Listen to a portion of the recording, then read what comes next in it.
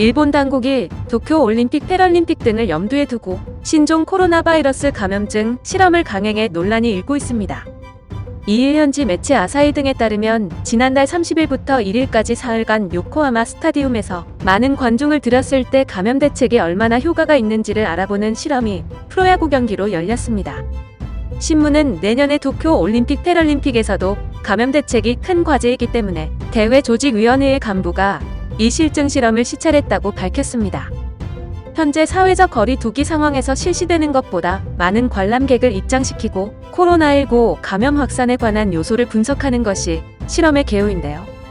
실험 첫날에는 정원의 51%가 입장했고 둘째 날은 76%, 마지막 날인 1일에는 27,850명이 입장해 경기장 정원의 약 86%를 채웠습니다. 현재 대형 스포츠 경기장에는 관람객을 정원의 50%까지만 입장시키고 있는데 실험을 위해 더 많은 이들을 들여보낸 셈입니다. 경기장에서는 관객의 마스크 착용률을 최신 카메라로 조사하거나 위치 정보 시스템을 이용해 화장실과 음식점의 혼잡 상황을 파악하는 실험도 행해졌습니다. 조직위는 이번 실험 결과를 대회에 참고하기로 했습니다. 역시나 불특정 다수를 한 장소에 모이게 하는 이번 실험은 많은 논란을 낳았습니다.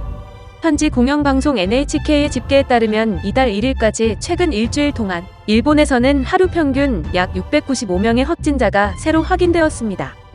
이처럼 최근 코로나19 확산 속도가 빨라진 상황이라 실험으로 인해 집단 감염 발생에 대한 우려도 나오고 있는데요.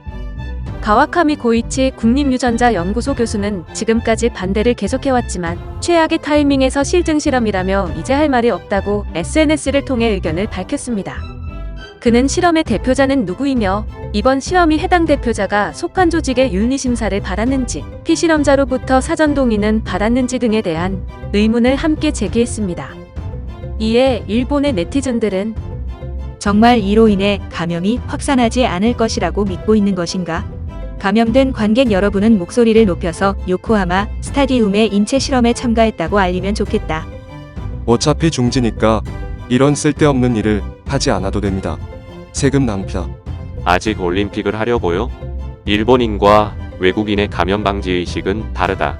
이것으로 얻은 정보가 들어맞는다고는 생각하지 않습니다. 만약 또 이런 검증을 한다면 관객을 모두 외국인으로 해보세요. 설마 이게 끝이 아니겠죠?